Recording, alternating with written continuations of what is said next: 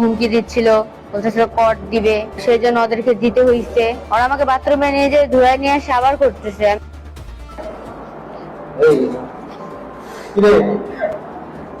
ঠাকুরগাঁয়ে বান্ধবীর জন্মদিনে দাওয়াতের কথা বলে ডেকে নিয়ে এক কিশোরীকে অন্ধকার গোডাউনে আটকে রেখে গণধর্ষণের হারহিম করা বর্বরতা এবার সামনে এসেছে। এমনকি বাথরুমে নিয়ে ধুয়ে এনে আবার বারবার এই বর্বরতা চালানোর মতো নৃশংস ঘটনাও ঘটেছে।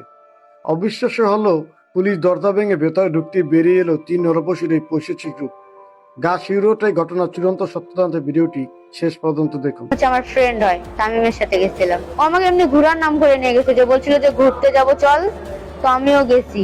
তো পরে ওরা আমাকে ওইখানে নিয়ে গেছে, মানে আমাকে ধর্ষণ করা হয়েছে। ওরা তিনজন মিলে আমাকে মানে জোর জবরদস্তি করে ধর্ষণ করছে। আমি নিষেধ করছিলাম অনেকবার করে, তাও ওরা আমাকে মানে ভয় দেখাচ্ছিল, অনেক হুমকি দিচ্ছিল, বলতেছিল কট দিবে, বলতেছে তামিমকে পুলিশে ধরা দিবে, যে সে বলতেছিল। তো সেই জন্য ওদেরকে দিতে হইছে। আবার ফের মানে আমি যে অসুস্থ হয়ে পড়ছি ওরা ওটা দেখেই না, ওরা আমাকে জোর করে মানে করতেছে। আমি যে কতবার করে নিষেধ করলাম, ওরা আমাকে বাথরুমে নিয়ে যে ধুয়ে নিয়ে আসে আবার করতেছে। আমি মানে এটা হচ্ছে আমার উপরে মনে করেন যে 12টা থেকে 3টা পর্যন্ত চলছেই। তারপরে পুলিশ আসে উদ্ধার করছে, নাহলে তো আমি কালকেই ওখানেই মরতাম। এটা হচ্ছে রাত 11টার ঘটনা। না, আমি বিকালে বের হয়েছি, বিকালে বের হয়ে আমি মুন্সিহাট ওদিক গেছিলাম, তারপর ওর সাথে দেখা করছি। আমি ন্যায় বিচার চাই। আমার সাথে যে ন্যায় অন্যায়টা হয়েছে এটার আমি বিচার চাই, তাদের আমি ফাঁসি চাই। সমাজকে স্তব্ধ করে দেওয়া এই নির্মম পৈশাচিক ঘটনাটি ঘটেছে ঠাকুরগাঁও সদর উপজেলার কালীতলা বাজার এলাকায়। স্থানীয় পুলিশ সূত্রে জানা যায়, ভুক্তভোগী কিশোরী ঘটনার দিন বিকেলে তার বাবার কাছ থেকে 500 টাকা নিয়ে বান্ধবীর জন্মদিনে দাওয়াতে যাওয়ার কথা বলে বাসা থেকে বের হয়। রাত 9টার দিকে সে তার বাবাকে ফোন করে জানায় দেরি হয়ে যাওয়ার জন্য সে আজ বান্ধবীর বাসায় থেকে যাবে। কিন্তু কিশোরীটি জানতো না যে তার জন্য উৎপেতে আছে এক ভয়ঙ্কর নিয়তি। মাত্র 7 দিন আগে টিকটকের মাধ্যমে পরিচয় হওয়া তামিম নামের এক কথিত বন্ধু তাকে ঘুরতে দেওয়ার লোভ দেখিয়ে ফুসলে কালীতলা বাজার একটি অন্ধকার গোডাউনে নিয়ে যায়। আমার মেয়ে আমাকে ফোন দিল, ফোন দেওয়ার পর বললো আপা আমি জন্মদিনের অনুষ্ঠানে যাব। আমি 500 টাকা দিলাম। 500 টাকা দেওয়ার পর সে চলে গেল। এবার 9টার দিকে আমার সঙ্গে বাসায় যাওয়ার কথা, ফোন দিলাম 9টার দিকে সে বাসায় যাবে না, সে বান্ধবীর বাসায় থাকবে। এই পর্যন্ত কথাবার্তা শেষ। তারপর তো পুলিশ আমাকে ফোন দিয়ে বলে 4টার দিকে তোমার মেয়ে ধর্ষিত হয়েছে, আসামি সহ গ্রেপ্তার। আমি শাস্তি বিচার চাই। কিশোরীটি ভেবেছিল বন্ধুর কাছে হয়তো সে নিরাপদ, কিন্তু গোডাউনে ঢোকার পরপরই তামিমের বাকি 2 বন্ধু রনি এবং অন্য একজন সেখানে সে হাজির হয়। কিছু বুঝে ওঠার আগেই 3 নরপশু মিলে কিশোরীর উপর ঝাঁপিয়ে পড়ে। ভুক্তভোগী কিশোরী কান্নায় ভেঙে পড়ে, জানায় সে বারবার বাধা দিল, তারা বিভিন্ন ভয়ভীত হুমকি দিয়ে জোরপূর্বক একাধারে গণধর্ষণ করতে থাকে। দুপুর 12টা থেকে বিকেল 3টে পর্যন্ত তারা 3 ঘন্টা ধরে চলে এই মধ্যযুগী বর্বরতা। নির্যাতনে এক পর্যায়ে কিশোরটি চরম অসুস্থ হয়ে পড়লে নরপশু এতটুকু দয়া দেখায়নি। উনি তাকে জোর করে বাথরুমে নিয়ে শরীর ধুয়ে নিয়ে পুনরায় পাশবিক নির্যাতন চালায়। বান্ধবীর বাসায় গেছে না কোথায় গেছে সেটা আমরা তখন জানতে পারি নাই। তারপরে সে রাতে 9টার দিকে আমার শ্বশুর ফোন দেয় যে কিছুক্ষণের মধ্যে বাসায় যাইতে হবে, তো বাসায় যাব। তার সাথে কন্ট্রাক্ট হয়েছিল মোবাইলে যোগাযোগ, টিকটকের মাধ্যমে যোগাযোগ, 7 দিনের পরিচয়, এই ফ্রেন্ড হিসাবে ঘুরতে গেছিল।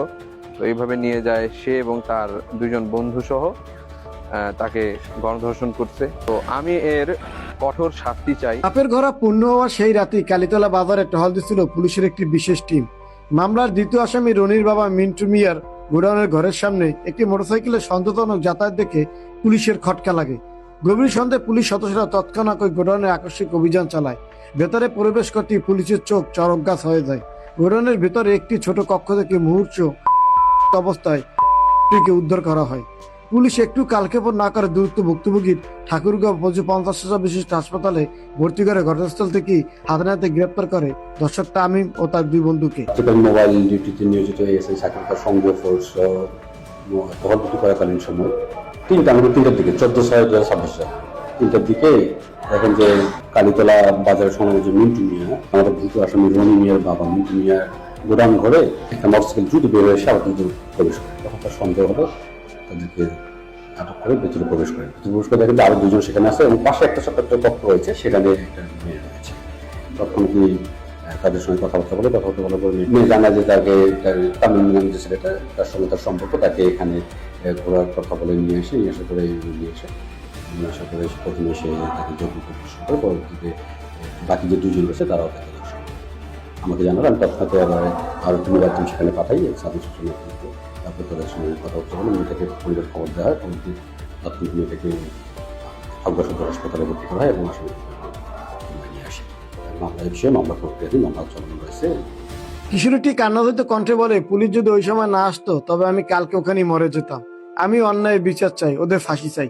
এদিকে বিকেল 4টার দিকে পুলিশের ফোন পেয়ে হাসপাতালে ছুটে আসেন হতভাগ্য বাবা। মেরে অবর্ণনীয় নির্যাতন দেখে তিনি কান্নায় ভেঙে পড়েন এবং জড়িত 3 লম্পটদের কঠোরতম শাস্তির দাবি জানান। এই ন্যাক্কারজনক ঘটনায় পুরো ঠাকুরগাঁও জেলা জুড়ে তীব্র ক্ষোভ ও নিন্দার ঝড় উঠেছে। পুলিশ জানিয়েছে আতঙ্কিত 3 যুবকের বিরুদ্ধে কঠোর ধারায় মামলা দায়ের করে আইনি প্রক্রিয়া চলমান রয়েছে।